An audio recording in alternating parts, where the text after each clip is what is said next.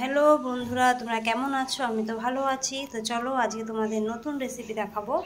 এই দেখো নিয়ে নিয়েছি সিম, এই সিমের পোস্ত করব। এই দেখো সিম নিয়ে নিয়েছি, কটা গোটাই কাটবো, তো ভালো করে ধুয়ে নেবো, এখনো ধুইনি। আর এই দেখো নিয়েছি পোস্ত, এটা বেটে নেবো। আর পোস্তর সাথে দেবো দেখো কাজুটা ভিজিয়ে রেখেছি। তো এই পোস্তর সাথে এই কাজু আর পোস্ত একসাথে বেটে নেবো, ঠিক আছে? দেখো একসাথে বেটে নেবো আর শিমটাকে ভালো করে ধুয়ে কেটে নেব। তো আসতে দেখতে থাকো ভিডিওটা। দেখো সিমটাকে ভালো করে ধুয়ে অর্ধেক করে নিয়েছি। তোমরা চাইলে গোটাও করতে পারো, কিন্তু অর্ধেক করলে ভেতরে না মশলাটা মানে যে ঢুকবে, তার জন্য আমি অর্ধেক করে নিয়েছি। তোমরা গোটাও করতে পারো। দেখো পোস্ত বেটে নিয়েছি, টমেটো কুচিয়ে নিয়েছি, ধনেপাতা কুচিয়ে নিয়েছি। আর এখানে আছে একটু লঙ্কা পেস্ট, এখান থেকে একটু লঙ্কা পেস্ট দেবো। আর লাগবে কালো জিরে, শুকনো লঙ্কা। তো কড়াই আমি বসিয়ে দিয়েছি, কড়াই গরম হচ্ছে, তো দিয়ে দেবো তেল। তো কড়াই গরম হয়ে গেছে, দিয়ে দিচ্ছি আমি তেল, বেশি তেল লাগবে না। তো দেখো তেল তো গরম হয়ে গেছে, দিয়ে দেবো কালো জিরে আর দিয়ে দেবো শুকনো লঙ্কাটা। তো হয়ে গেছে, এবার দিয়ে দেবো শিমগুলো। ভুল হয়ে গেলে তেলে যদি তুমি একটু কাঁচা হলুদ দিয়ে দাও, তাহলে ওই ছিট কাটো না। তো আগে হলুদটা দিয়ে দিলে ভালো হতো, তাহলে ছিট কাটো না।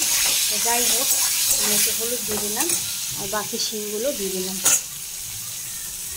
এবার ভালো করে ভেজে নেব। তো দেখো শিম হয়ে গেছে ভাজা। এবার আমি দিয়ে দেবো এই টমেটোগুলো দিয়ে দেবো।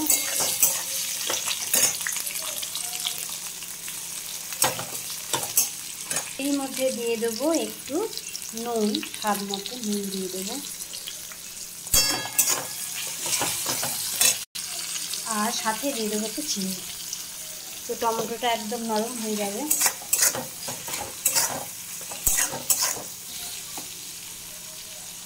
তো দেখো ভাজা টমেটো দিয়েছি, এখান থেকে কতটা তেল বেরিয়েছে, একটু জল বেরিয়েছে।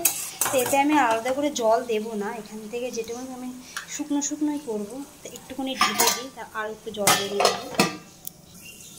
ঢাকনা একটু দেখি, দেখো দেখেছো প্রায় শিম সেদ্ধ হয়ে গেছে। এবার এর মধ্যে একটু দিয়ে দেবো যে লঙ্কা পেস্ট দিয়ে দিলাম। খুব ঝাল লঙ্কাগুলো একটুখানিতেই হয়ে যাবে।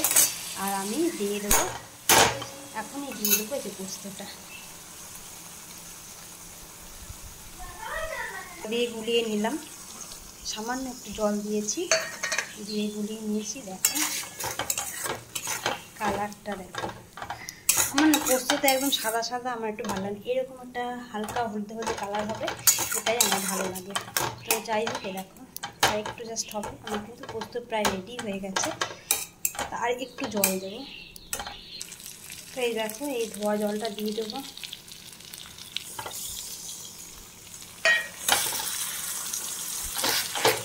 এই ক্ষেত্রে আমার সেদ্ধটা হয়ে গেছে, আর একটু যা সেদ্ধ হবে হোক।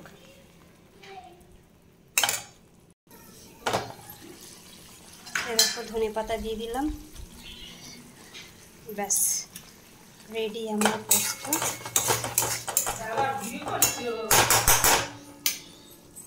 এই দেখো শিম পোস্ত রেডি। অল্পই করেছি, তো তোমরা এইভাবে করতেই পারো শিম পোস্ত। তো খেয়ে দেখো, জাস্ট ফাটাফাটি, খুব সুন্দর হয়। তো চলো ভিডিওটা কেমন লাগলো বলো।